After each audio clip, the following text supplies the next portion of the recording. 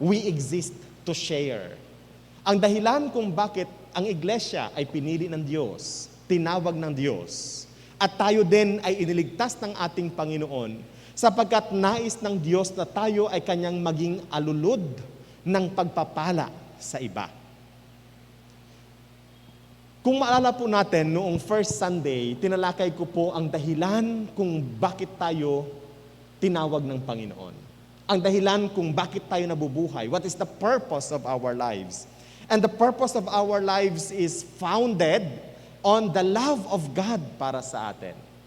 Dahil sa pagmamahal ng Diyos sa atin, nagkaroon ng bagong kahulugan ang buhay natin. Nagkaroon ng bagong direksyon ang buhay natin.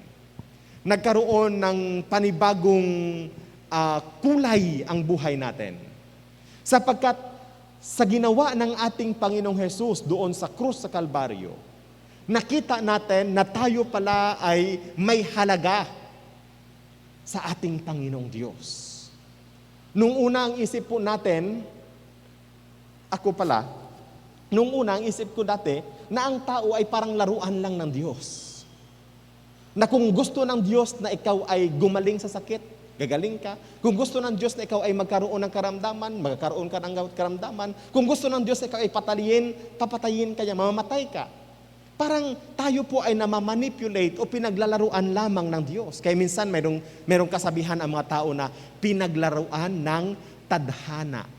Minsan naiisip nila yan. At ganun ang kaisipan ng mga taong hindi nakaintindi ng pag-ibig ng Diyos. Parang sila ay pinaglalaruan. Parang sila ay mga pinagkakaitan. Parang sila ay pasan ang langit, ang lupa, at lahat ng naruroon. Pero noong makilala natin ang ating Panginoon at maunawaan natin ang pag-ibig ng ating Panginoon Diyos, nagkaroon ng bagong kulay, nagkaroon ng bagong kahulugan, nagkaroon ng bagong pananaw patungkol sa buhay na meron tayo. Pwede bang palakpakan po natin ang ating pong Panginoon? Noong second Sunday, tinalakay po ni Brother Ron ang patungkol sa response natin sa pag-ibig ng Diyos. Ano yung response natin sa pag-ibig ng Diyos? Pagsamba, paglilingkod, at pag-ibig sa Panginoon. Yamang tayo po'y tumanggap ng pag-ibig ng Diyos. Yamang tayo po'y tumanggap ng biyaya ng ating Panginoon. Ang natural po natin na response, ang natural po nating reaction ay ang ibigin, sambahin, at paglingkuran ang Panginoong Diyos. And tuloy-tuloy po yon noong third Sunday, tinalakay naman ni Pastor Andrew ulit yung topic patungkol sa pagpapahayag ng salita ng Diyos. Yamang tayo po'y nakaranas ng pag-ibig ng Diyos, sinishare natin ito sa iba. Ipinapahayag natin ito sa iba. Ibinabahagi natin ito sa iba. Sapagkat sa ating pag-aaral at tunghayan po natin, ang paraan lamang para maintindihan ng tao ang pag-ibig ng Diyos ay sa pamamagitan ng pangangaral ng salita ng Diyos. At paano magkakaroon ng pagkaunawa ang tao at pananampalataya sa Diyos, sa Kanyang pag-ibig at pagmamahal kung walang mangangaral sa Kanya. Kaya tayo bilang mga tunay na umiibig sa Panginoon, naglilingkod sa ating Panginoon, sumasamba sa ating Panginoon, meron pala tayong isang assignment.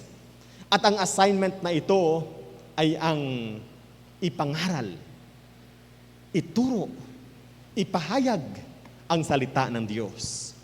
Noong fourth Sunday, noong nakaraang linggo, tinalakay naman ni Brother RJ yung napakagandang topic. Sapagkat ang tunay na pagmamahal at paglilingkod sa Panginoong Diyos ay maipapakita din po natin sa pagmamahal, paggalang, at pagpapasakop sa mga lingkod ng Panginoon. So hindi natin po yung sabihin na minamahal ko ang Diyos at hindi natin nirerespeto ang mga lingkod ng Diyos. Hindi pa rin po yung sabihin na iniibig ko ang Panginoon, ngunit kinamumuhian natin ang lingkod ng Panginoong Diyos. Hindi natin po yung sabihin na kaya kong ibigay sa Panginoong Diyos ang lahat.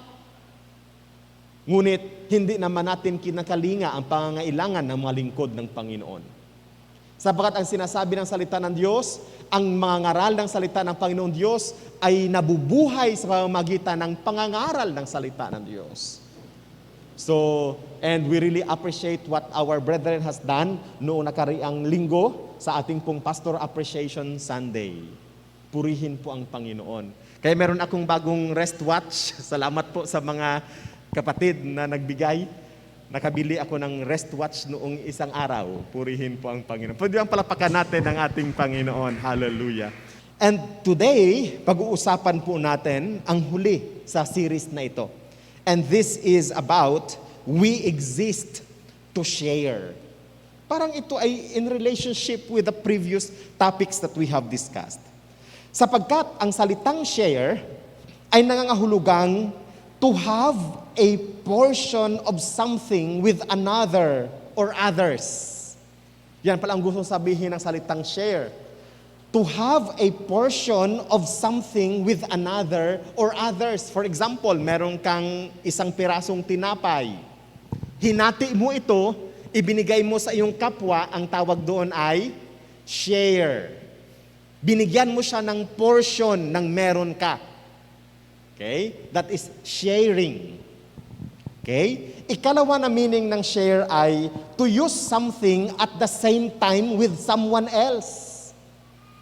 Halimbawa, may bahay ka, nakakita ka ng isang taong walang tinitirhan. Sabihin mo sa kanya, bro, doon ka lang sa bahay ko tumira, walang bayad. Ang tawag doon ay share. Kuha natin ano? To use something at the same time. Yung mga magkaibigan, pati mga damit, sinishare. Anong tawag doon? Paalbor muna. Parang ganun ano? Sapatos, pahiram muna. Di ba ganun? Pag noon sa amin, pag may mga special event, kasi bibihira lang talaga ang may-ari ng itim na sapatos, Brother Mel, di ba? Mga balat na sapatos. Pag mga graduation, pinapahiram, naghahanap ng mga kapitbahay. Meron ba kayong itim na sapatos? Kakasyata sa paa ng aking anak, pwede bang pahiram? So yung may-ari naman ng sapatos ay ipinapahiram naman. Ang tawag doon ay share. Ang mga kuskusan ba ang tawag halin sa Ujungan ra? Katong kuskusan itnidog, di ba? Kurkuran halin sa Ujungan. Di ba ang share nato kina sa ato mga kapitbahay? Ang tawag doon ay share. To use something at the same time with someone else. Or pwede naman, sa aming bahay, ang aming higaan ay sharing.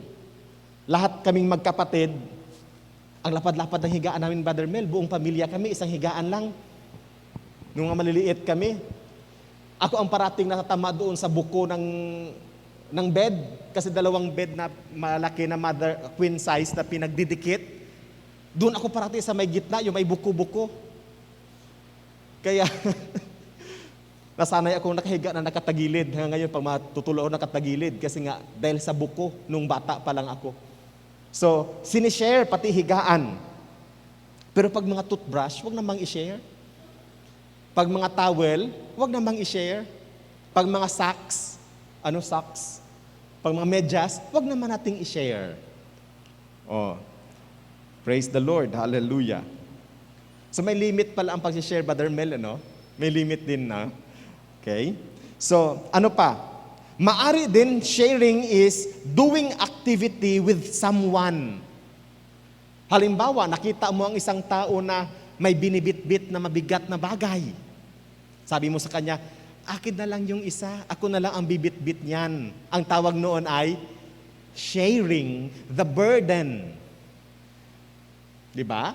Usong-uso yan sa mga rural na mga areas. Halimbawa, pag may namatayan na kapitbahay, ang ginagawa nila yan, maaga pa, yung mga kapitbahay, pumupunta doon sa namatayan, nagkukumukuha ng kawayan, naghahanap ng manta, naghahanap ng mga upuan. Di ba ganun ang ginagawa nila nung una? Kasi, they are sharing a certain activity. Hindi lang pag mga may patay, pag may mga kasalan, naalala ko ang mga kasalan noong unang panahon, ganun ang ginagawa. Di ba ang mga kasalan noon sa gitna ng palayan, ginagawa yung mga parang reception? Di ko na alam mo nga ito, ganyan din dito sa inyo. Sa gitna ng palayan, ginagawa ang reception. So, ang ginagawa nila, magtatayo sila ng manta, ng tent, tapos salagyan ito ng mga dahon ng niyog, yung paligid, para hindi makita kung anong nangyayari sa loob. So lahat ng tao sa community nagsishare. Pati sa pagluluto, nagsishare. Wala naman yung honorarium, wala namang love gift, wala namang bayad ang mga nagtatrabaho noong unang panahon. Basta kaligayahan lang nila mag-share sa burden, sa activity ng iba. Pag kayo po ay nasa playa, dyan po sa seashore, ganun din naman yan, ang bibigat ng mga baruto. Anong ginagawa ng mga nagtatambay doon sa dalampasigan? Pag may nakita silang may isang fisherman na pupunta sa laot, nagsishare sila sa paghakwat katong baruto. Pagdating naman ng fisherman sa laot, galing sa laot, magsishare sila paghakwat katong baruto. Kada out of gratitude, ang ginagawa naman ng fisherman, kung ano ang kanyang huli, sinishare din naman niya sa mga tumutulong sa kanya. That's the spirit of sharing. Ngayon kasi sa panahon natin ngayon, lahat ng ginagawa natin may presyo. Lahat ng ginagawa natin may presyo. Wala nang volunteerism ngayon. Pag magsabi ka na, pwede bang tulungan mo ako maglinis? At the end of the day, magbibigay ka talaga ng something. Kasi in-expect naman ng tao na bibigyan mo siya. Which is okay din naman, justice ang tawag noon. Pero sometimes we forget the idea, the concept of sharing. We forget the concept of sharing. Itong bahay-sambahan ng ating Panginoon, shared responsibility natin ito. Yung pagpapaayos, yung pagpapaganda, yung pag-maintain, shared responsibility. Amen! Amen! Hallelujah! Kaya minsan, gaguranan kami, Brother Mel, mga tao magapunta-punta dito, sabi niya, aba sir pa ang tawag sa ako, ay kalang ako soksok pa man ay abang ikli nak short, Sister Janice, tapos naka-sando yang ako, abang hugor ka sir, ay hamak ka rin ka makakita, Sister Janice, presidente at Bible College, di ba ka presidente, professor at 5 ka Bible School, tapos ay nagbubungkal duta halis sa gitna udyongan. Iisip ra nako, buko ra kali job description pastor, Brother Mel, di ba? Buko ra kali trabaho pastor. Pero gusto kong maging maganda ang ating lugar. Gusto kong maging maganda ang ating kinalalagyan. Kaya okay lang para sa akin. Okay lang para sa akin. So, it is our shared responsibility. It is our shared, ano ang tawag dyan, obligation. It is also our shared privilege. Kasi kung makita natin, ang ganda ng simbahan ng Foursquare, o Jongan Foursquare Church, sino naman ang natutuwa? Sino naman ang napaparangalan? Unang-una ang Panginoong Diyos, at kasunod naman tayo. Di ba na-identify natin, abang ganda ka tong simbahan at Foursquare. Abang ganda ka, amo simbahan. O di, nagawa na Sister Noemi yung OFGC with color and with lights. Aba, maramong nagpa-picture. Di ba? Kasi they are proud of what we have accomplished. That's known as shared responsibility, shared glory, kumbaga. No? Bagamat hindi na natin hinahanap yung glory na yan, pero para sa Panginoon at kaluwalhatian ng Panginoon. And tayo din naman ay napaparangalan because of that. So, doing activity with someone else, at pwede din po to tell someone about your thoughts, your ideas, your experience, and your feelings. Share din ang tawag nun, sinasabi mo, bro, may ganito akong problema. Ang tawag doon ay, sinishare mo. Masaya ako ngayon, sister, no? Sinishare. Yung sinasabi mo, ay yung plano kay Sister Janice, sinishare. So sharing is a very broad concept. Pero ngayong umaga, tatalakayin natin ang konseptong ito sa 3 bagay lamang. Una, we share about Christ. Atin pong ipinapahayag, atin pong ibinabahagi si Kristo, ang kanyang pag-ibig, ang kanyang kapangyarihan. Atin pong tinalakay ito noong first Sunday.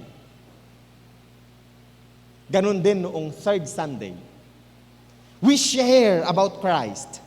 We share the love of Christ. Ang sabi ni Pablo, ang sinabi ni Jesus sa John chapter 13 verses 34 to 35, a new command I give you, love one another. As I have loved you, so you must love one another. By this all men will know that you are my disciples if you love one another. Sharing about Christ and the love of Christ ay hindi lamang pala sinasabi mo na Jesus loves you. Mahal ka ng Panginoon. Iniibig ka ng Diyos. Hindi lamang pala yon. But we are demonstrating that love to others. And through the demonstration of our love to others, we are sharing the love of Christ to these people. Love enables us to serve others in their needs. Dahil sa pag-ibig, nagbibigay ito sa atin ng kakayahan na tayo po ay makatulong sa iba sa oras ng kanilang pangangailangan. Nakita ni Jesus ang ating kalagayan mula sa kalangitan, kung kaya't siya po ay nagpakababa, ipinanganak ni Maria, nabuhay sa mundong ito, naghirap at namatay para sa atin. And this is the greatest example of love. A kind of love that sacrifices. A kind of love that is self-emptying. Isang uri ng pag-ibig na nagsasakripisyo. Isang uri ng pag-ibig na hindi niya inaalintana ang kanyang sarili. Alang-alang sa ikabubuti ng iba. Pag kayo pumunta dyan sa Quezon City, merong mga lugar dyan na ang mga pangalan ng kalsada ay Scout Borromeo, Scout Madrinian. Nakita nyo yan dyan sa Quezon City? Maraming mga scouts. Ito yung mga Boy Scouts na nag-alay ng kanilang mga buhay nung nagkaroon ng matinding dilubyo sa kanilang lugar. Hindi nila inisip ang kanilang sariling kapakanan. Hindi nila inisip ang sarili nilang safety. Ang inisip nila ang makatulong sa iba. What a kind of love! Anong klaseng pag-ibig meron sila? Isang pag-ibig na hindi inaalintana ang sarili nilang comfort, alang-alang na makatulong sa iba. Naalala ko si Pastora Maglikyang. Napakagandang example ni Pastora Maglikyang. Pag may magbisita sa kanya na pastor, ang unang ginagawa niya yan, nagbabalot yan, binabalutan ng bigas, binabalutan ng noodles, binabalutan ng kung ano-anong meron doon sa kanilang bahay. Abang pasalamat ra kag pastor, sister, no? Thank you, pastora. Thank you, ma'am. Thank you, sir. Ganyan. Not knowing na wala palang naiiwan sa kanila. Walang naiiwan sa kanilang lagayan ng bigas. Walang naiiwan doon sa lagayan ng kanilang mga ulam at kung ano-ano pa. Walang naiiwan sa kanila. Ibinibigay nila lahat. But one thing lang naalala ko rin sa kanilang mga testimonya. At dahil sa ganoong bagay, nakikita nila ang kamay ng Diyos. Kung paano sila pinagpapala ng Panginoon at kung paano tinutupad ng Diyos o tinutugon ng Diyos ang kanilang mga pangangailangan. Kasi, alam nyo, yung mga pastor, maraming mga pastor natin na maglalakad pa mula sa kabundukan para lang makapunta dito sa bayan. Maglalakad lang mula sa kabundukan para makapunta lang sa bayan. Kasi may meeting, kasi may training, kasi may conference. So yun ang kalang ginagawa. Hindi ko alam kung gutom, may pagkain ba ang kailang mga anak na naiwan sa bahay nila. Kaya pag may makita kayong mga pastor, tulungan natin, i-bless natin. Pagpalain tayo ng ating Panginoon sa ating ginagawa. What kind of love na meron po sila? He humbled himself. So because God loves us in Christ, He forgives us. Therefore, we are also empowered to forgive others. So if we want to share about Christ, and Christ forgives, therefore, we should forgive. Because God loves us in Christ, He is patient with us. Therefore, we are empowered to be patient with others. And because God loves us in Christ, He is good and kind to us. Therefore, we are empowered to be good and kind to others. Si Amy Carmichael, isa pong misyonera, babae po siya. galing sa Europa, pumunta sa India. Isip niya, pag pumunta sa India, maraming mga kaluluwa ang tumanggap sa Panginoon. Tatanggap sa Panginoon. So for first week, nangaral siya about Christ, about the love of God, about the sacrifices of Christ. Second week, ganun pa rin ang kanyang pangangaral. Third week, ganun at ganun pa rin ang kanyang pangangaral. But nobody responded. Nobody responded. And then, for how many years na nangangaral si Amy Carmichael, walang nagre-respond. And one day, habang siya po nangangaral, merong isang Indian na nagsabi sa kanya, "Hey," sabi ng Indian, "Madam, o misyonera, o reverend, whatsoever ang tawag, o sister, alam mo, gusto namin si Kristo. Gustong-gusto namin si Kristo. Gusto-gusto namin makita si Kristo. Pero ang problema, hindi namin siya matagpuan. Hindi namin siya matagpuan. We cannot find Him." Sabi ni Amy Carmichael, "Why? Bakit hindi mo ma-find si Christ? Ay, pinapangaral ko siya." During that time, ang India ay kolonya ng Inglaterra, ng England. So yung mga kurap, mga English, yung mga nagpapahirap sa mga native, mga English, yung mga nang-aabuso sa mga tao, mga English. And they claim to be Christians. They claim to be Christians. Di ba ang nagmonopolya ng opyo, yung drugs? Mga taga-England. Opium war sa China, trabaho nila yun. So sabi nila, paano namin makita si Kristo? Itong nagsasabing mga Kristiyano, sila yung mga kurap. Sila yung nagpapahirap sa amin. Sila ang nagpapasakit sa amin. Sila ang nang-aabuso sa amin. They cannot find Christ.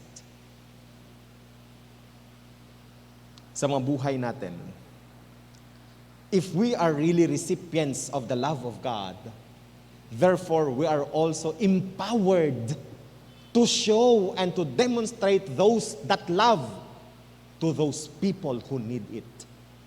Pwede bang palakpakan natin ang ating Panginoon? So we are not only to share the love of God, the love of Christ, but also the power of Christ. Sabi ni Pablo sa Philippians chapter 3 verse 10, napaganda ang sabi ni Pablo sa Filipos, "Wala akong ibang desire, kundi ang makilala si Kristo at ang kapangyarihan ng kanyang muling pagkabuhay. Because the power of Christ is able to save us." Ang kapangyarihan ni Kristo ay kayang iligtas po tayo. Ang kapangyarihan ni Kristo kaya pong pagpalain tayo. The power of Christ is able to protect us. And also, the power of Christ is able to heal and to strengthen us. Napakaraming mga testimonya ang makapagsabi ng ganito. Maraming mga tao ang makapagsasabi ng ganito. Iniligtas ako ng Panginoon. Mula sa napakasamang bahagi ng aking buhay, iniligtas ako ng Panginoon. Kung atin pong kausapin ang mga kapatid po natin dito sa Ojongan Foursquare Gospel Church, may kanya-kanya silang testimonya kung paano sila niligtas ng ating Panginoon. Iniligtas ng Panginoon mula sa bisyo. Iniligtas ng ating Panginoon sa masamang gawain. Iniligtas ng ating Panginoon sa masamang uri ng pamumuhay. Because they have found the power of Christ. Marami po tayong mga kapatid na makapagsasabing pinagpala sila ng Panginoon. Blessed sila ng Panginoon, not only materially, spiritually, pinagpala sila ng Panginoon. They have found new meaning on their lives. They have found new purpose sa kalapong mga buhay because they have found the power of Christ. Marami pong mga kapatid natin ang makapagsasabing pinrotektahan kami ng Panginoon, iningatan kami ng Panginoon, ginabayan kami ng aming Panginoon. Napakaraming pwede mag-testify ng ganong klaseng mga testimonya. Maraming makapagsabing, pinagaling ako ni Jesus. Pinagaling ako ng Diyos. Even among our congregation, they have experienced firsthand the hand of God, the power of God. That's why we share Christ. Christ's love and Christ's power to people. We not only share Christ, but we share our testimonies. Hindi lamang si Kristo ang ating sinishare sa iba, kundi sinishare din po natin ang ating mga testimonya. Testimonies appear in two forms. Una, in words, and second, in actions. Ang testimonya sa pamamagitan ng ating mga bibig at sa pamamagitan ng ating mga ginagawa. Kaya ang ginawa ni Amy Carmichael, anong ginawa ni Amy Carmichael? Hindi na siya nangaral after that day. She no longer preached the gospel of salvation. Kundi ang ginawa niya, pag may makikita siyang mga babae, na mga teenager, mga batang babae na palaboy-laboy sa lansangan, kinukuha niya, dinadala niya sa kanyang bahay. Pinapakain niya, dinadamitan niya, tinuturuan niya ng iba't ibang mga skills. Alam niyo ba kung bakit? Kung bakit mga babae ang kinukuha ni Amy Carmichael sa lansangan? Sapagkat ang mga babaeng ito, wala silang ibang choice kundi maging temple prostitutes. Kasi itong mga Hindu, pag mag-worship, kasama pala yung prostitution sa kanilang pag-worship. So sa likod ng temple, merong prostitute houses doon. After na maghingi ng blessing sa priest yung mga tao, pupunta doon sa prostitute houses. And the younger the woman is, the more na pure sila at katanggap-tanggap sa kalang Diyos. Yun ang kalang paniniwala. Kaya mga bata ang kalang ginagawang prostitute. So sa pagkabata-bata pala masisira na ang buhay ng taong ito. And after na mawalan na sila ng youthful glow, ano na mangyayari sa kanila? Basahan na lang sila sa lipunan. So yun ang ginawa ni Amy Carmichael. Kumuha siya ng mga bata sa lansangan. Mga babaeng bata sa lansangan, tinuruan niya, pinadamitan niya, pinakain niya, binigyan niya ng skills. Tinuruan niya kung paano magpagaling, maggamot ng mga may sakit. Tinuruan niya ng kung paano maging kumita sa sariling kakayahan. And because of that, yung taong nagsabi sa kanya, we cannot find Christ, bumalik sa kanya at sabi niya, thank you for showing us Christ. Salamat sapat ipinakita mo sa amin kung sino si Kristo. Words are not enough, but actions are. Napakahalaga na atin pong isinasabuhay ang ating mga testimony. Sabi sa Revelation 12:21, we overcome the world by the power of our testimonies and by the blood of the Lamb. Napagtatagumpayan po natin ang sanlibutan. Napagtatagumpayan po natin ang dyablo. Napagtatagumpayan po natin ang gawa ng kaaway sa pamamagitan ng ating mga testimonya at sa pamamagitan ng dugo ni Kristo. Actually, ang context dito sa Revelation chapter 12 verse 11, they are persecuted because of their faith. But they are very much willing to die for the faith. That's why it became a testimony. One day, in line with this story, merong isang Roman general which was tasked to kill 30 Christians. 30 na Kristiyano ang dapat niyang patayin. So ang ginawa niya, dinala niya yung mga Kristiyano sa nagyayelong ilog. Doon sa nagyayelong ilog. And then doon sa dalampasigan ng ilog, naglagay siya doon ng hot bath. Hot bath. Nandoon din yung mga masasarap na pagkain, mainit na mga pagkain. And then, ang ginawa niya doon sa mga Kristiyano, nilagay niya doon sa nagyayelong ilog. Sabi niya, if you deny Jesus, sa'yo na ang hot bath, sa'yo na ang masarap na pagkain na maiinit. Ay nandoon sila sa nagyayelo na ilog, ginig-ginig sila. Ano kaya ang gustong gawin ng mga Kristiyano? Parang ang sarap tumakbo doon sa hot bath at magpainit at kainin yung masarap na mga pagkain, yung mga soup na maiinit. Kasi ginaw na ginaw sila. And yet these Christians are holding their hands together, singing praises to Jesus. Sabi niya, matibay itong mga Kristiyanong ito? Umaawit sila sa Panginoon. At unti-unti yung awit ng mga Kristiyano pahina ng pahina sapagkat marami na ang namamatay sa kanila. And while watching that tragedy happening before him, yung general, he saw a vision. 29 lang. Ang nakita niya doon sa kanyang vision, bumukas ang langit. 29 na mga Kristiyano pumasok doon. Sabi niya, nasaan ang isa? Where is the other one? Pagbulat ng kanyang mata, nakita niya yung isa, nandoon sa hot bath. Patay.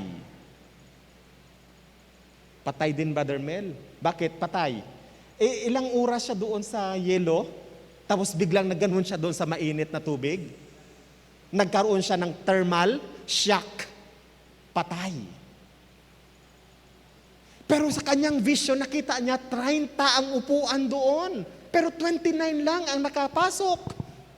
30 ang slots, isa. 30 ang slots, 29 lang ang napasok. 29 lang ang na-fill up. Sabi niya sa kanyang sarili, gusto ko, akin yung isa. So ang ginawa niya, hinubad niya ang kanyang suot na pagkasundalo, ng pagka-general, tumalon siya sa tubig, at kung ano yung narinig niyang awit ng mga Kristiyano sa Panginoong Hesukristo, inawit niya rin. At habang pahina ang kanyang boses, nakita niya sa kanyang vision, yung isang slot ay nakalagay para sa kanya. So the testimonies of 29 faithful Christians is powerful in order for this person to really accept the Lord Jesus Christ and recognize Jesus in his life. Mga minamahal at iniibig sa Panginoon, ang ating confession ng ating pananampalataya kay Kristo at ang ating pamumuhay ng pananampalataya natin kay Kristo, makapangyarihan na kayang pataubin maging ang buong sanlibutan. Sabi ng mga nag-aaral at nagsusulat ng mga libro, it takes 11 people to turn the world upside down. So what are these 11 people? These are the disciples of Jesus who remained faithful kay Jesus. Kasi ang isa nagtraidor. Si Judas Iscariot ay nagtraidor. But the remaining 11 disciples of Jesus remained to be faithful sa kanilang calling, sa kanilang pananampalataya, sa kanilang pagsunod kay Jesus Christ. Our testimonies ay pwede pong maglaman ng ganito. Una, kung paano natin nakilala si Kristo at kung paano na tayo binago ng Diyos. So ang unang testimony natin, ang testimony maari pong maglalaman kung paano natin nakilala si Kristo at kung paano tayo binago ni Kristo. Ikalawa, Ang testimony natin ay naglalaman kung paano tayo pinagaling ng Diyos sa ating karamdaman. Pangatlo, ang testimony natin ay maaring maglalaman kung paano tayo pinagpala at pinagkalooban ng ating Panginoon ng ating mga pangangailangan. At pang-apat, ang testimony natin ay naglalaman kung paano tayo pinangalagaan at iningatan ng Diyos. Kaya ang testimony ay hindi chismis time. Ang testimony ay pag-glorify sa Panginoon. Amen! Pag-glorify sa Panginoon. So, pwede nang sabihin na, ano ang ginawa ng Diyos sa buhay natin? Paano natin pinaparangalan ng Diyos? Paano na nalilift up ang Diyos sa ating mga testimonies? And then the third is, we share God's blessings. Not only we share Christ, not only we share our testimonies, but we also share God's blessings. Alam nyo, God tells us that it is good to share our blessings. It's good to share our blessings. Actually, we are being encouraged by the Lord to share our blessings in 1 Timothy chapter 6, verses 17 to 19. Because every time that we are doing good to others, sabi ni Pablo kay Timothy, every time that we are doing our good works to others, nag-iimbak tayo, nag-iimpok tayo ng kayamanan sa kalangitan. Not to be saved, but because we are saved. Ito yung isa sa mga pinuna ni Martin Luther sa kanyang 95 Theses. Kasi, during that time, merong malaking construction ang Vatican. Pinapakonstruct nila ang St. Peter's Basilica during that time ni Martin Luther. Yung pagkalaki-laking, pinakamalaking simbahan sa buong mundo, that's the Vatican, St. Peter's Basilica sa Vatican City. Yung mga tauhan ng Pope, pinakalat niya sa buong mundo, sa buong Europe, sa buong Christian world, na sinabi niya na lahat ng magbibigay para sa construction maliligtas mula sa apoy sa purgatorio. So ang sabi ni Tetzel, as the coin, ano yun? As the coin rings, a soul springs. Sabi ni Tetzel. Si Tetzel, isa ito sa mga main collector ng Pope during that time. Sa bawat kalansing daw ng coin doon sa offering box, may isang kaluluwa daw ang mapapalaya sa purgatorio. Kaya yung mga tao na hindi nila alam ang Biblia, hindi nila alam ang katotohanan ng Biblia, ibinibenta nila yung kalang mga kalabaw, yung kalang mga kambing, yung kanilang mga tupa, yung kalang mga baka, para lamang makabigay ng donation. Ang tawag doon sa donation na yon,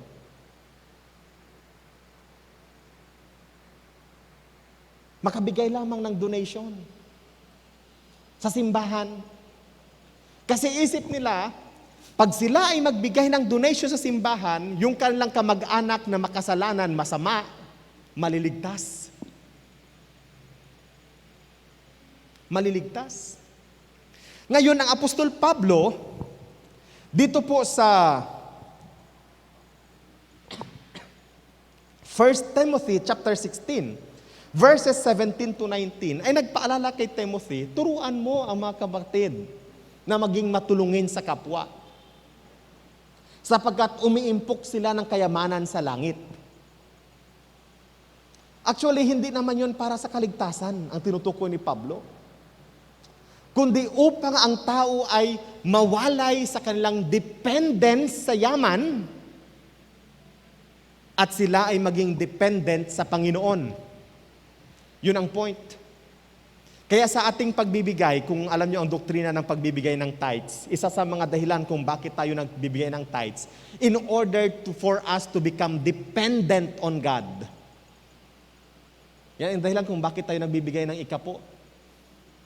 para tayo ay maging dependent sa Panginoon. Imagine 10% ng ating income ibibigay natin sa ating Panginoon, pwede pa naman itong pambili ng ganito, pambili ng ganyan. Pero bakit natin ibinibigay sa Panginoon? In order for us to become dependent to God. Umasa sa Panginoon. Yan ang point ni Paul sa 1 Timothy chapter 6 verses 17 to 19.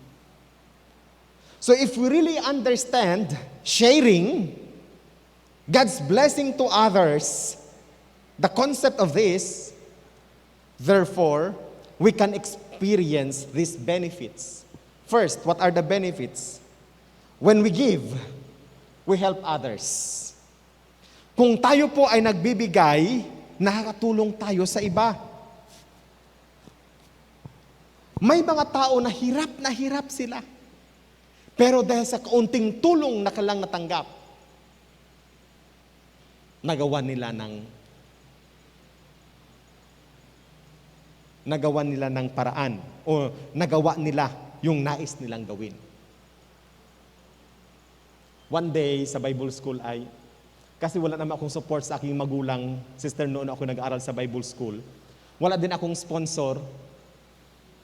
Every time na mag-enrollment sa Bible school, ang binabayad ko lang 50 pesos. Yan ay, ano yung tawag doon? Registration fee. Yung other fees ko, yung miscellaneous, yung tuition fee, and iba pang mga library fee, kung ano pang mga fee, hindi ko pa nababayaran yon. Isang araw, midterm, 50 pala ang nabayad ko. 50 pa lang. Sabi ko, Lord, wala akong pambayad. Sa Bible school pa naman, pag hindi ka nakabayad, hindi ka talaga bibigyan nila hindi ka talaga pipirmahan sa iyong clearance. Pag hindi ka napermahan sa clearance, hindi ka makaka-exam. Abang istrikto sa Bible school. Kasi isa lang ang values na tinuturo sa amin. Kung ang Diyos ang tumawag sa iyo, magkakaloob ang Diyos ng pangailangan mo. Yun lang ang tinuturo sa amin. So, kung hindi mo kayang bayaran yan, gusto sabihin, baka hindi ka tinawag ng Diyos. Di, oras na nang magbabayad wala akong pambayad. Ay alauna ang exam. Pagdating ng alas 12, hindi na magaperma si Ma'am Loli. Kung piperma siya, may penalty na yon. Gabi lang ang penalty hanggang kung kailan ka magpaperma. Nag-incur ako hagto sa may Kiosco Bible School. Di ba may Kiosco dati doon? Kung maalala yung dating Bible School, may kiosk doon sa labas na mayroong puno ng malaking puno ng mahogani. Nakaupo ako doon, pagkapangamuyo, nakador ako sa Ginoo. Lord, siling na ako. Kailangan kong kumuha ng examination. At ako naniwala, tinawag niyo po ako Panginoon, pero wala akong pambayad. Maalaunay, patunay kang exam. Walang ano-ano, may bumaba na motor, may dumaan na motor. Tumigil doon sa gate ng Bible school. At tinawag ako, brother, halika lang. Ay, ano po? Ito binigyan ko 500. Sabi ng Panginoon, bibigyan kita ng 500. Hindi niya alam, abang tibawin ako sa kiosko. Kasi nga, kailangan kong kumuha ng exam, midterm exam. Yung 500 na ibinigay niya, tamang-tama sa aking bayarin, kasama yung penalty. Praise God. Hindi pa uso nun ang cellphone. Wala akong pwedeng tawagan, wala akong pwedeng i-textan, at wala din naman akong kaibigan, kaya dito sa church, hindi naman akong pala kaibigan. Pero hindi ko alam that person ay kinausap ng Panginoon. Pumunta pa sa Bible school, hinanap pa ako. Kukuha talaga ako ng exam kasi naka-uniform talaga. Naka-long sleeves ako, naka-necktie at kulay itom. Kahit hindi pa ako napirmahan ng clearance. Nakaupo ako doon. Lord, sabi ko, kalooban mo na ako'y pumasok dito. Hindi ko naman gustong pumasok-pasok dito sa Bible school na ito. Hindi ko naman ginusto magpastor. Ikaw ang nagsabing magpapastor ako. Ay asing-asing, hindi ako makabawit exam. Before mag-bell ang Bible school. Di ka bell ang Bible school? Pagpunta kayo sa Bible school, may bell yan. lahat ng ginagawa namin may bell. Bago mag-bell, dumating yung tao. Abang pang puras-puras ako't luha ag pagto sa office para magpaperma. Salamat sa Panginoon. God is good. God is always good. When we share to others, we are helping others in their difficulty. We are helping others in their difficulty. Isang beses mayroong kinausap ko ng Panginoon, bibigyan ko ang isang tao ng ganitong amount. Binigyan ko. Sabi niya, Pastor, para sa ano ito? Sabi ng Panginoon, para sa iyo. Nagpakatikrag tong idaluha at silinida. Alam mo, Pastor, kaling amount na kali, ito ang kailangan ko. So, when we give, we help others. Second, when we give, we increase our personal outlook. Tumataas yung ating self-worth, yung halaga ng ating sarili. Pag tayo nagbibigay, nakita natin, significant pala ako. Di ba? Pag nakita mo yung taong binigyan mo, tuwang-tuwa siya, abang pasalamat sa imo. Abang sadya ka imo pakiramdam. Abang sadya ka imo pakiramdam. Nakikita mo yung significance mo, yung importance mo. Kahit maliit lang. Actually, maliit lang naman ang binibigay mo, pero ang tao, grabe magpasalamat. Tuwang-tuwa sila sa kalang pasalamat. It increases your personal outlook in life. We create a positive impact, not only in the life ng ating binigyan, kundi sa ating sariling buhay. Kaya nga sabi ng iba, it is blessed to give than to receive. Bakit blessed? Kasi we begin to see our importance in this life. Ang puno, nakatayo dyan sa labas. Ano ang purpose ng puno? Nagbibigay ng oxygen, nagbibigay ng shade, ano pa? Nagbibigay ng bunga. Amen? Yung bulaklak, anong purpose ng bulaklak? Nagbibigay ng nectar sa butterfly. Kaya ang butterfly, nabubuhay siya. At nakaka-reproduce because of the flower. Kasi ang butterfly pala, limited lang ang time span, lifespan nila. 3 days lang, 4 days lang, patay na agad yan. So within 3 days, within 4 days, dapat makakita sila ng kalang ka-partner. Kasi kung hindi sila makakita ng kalang ka-partner, patay si butterfly. Whether she like it or not, or he like it or not.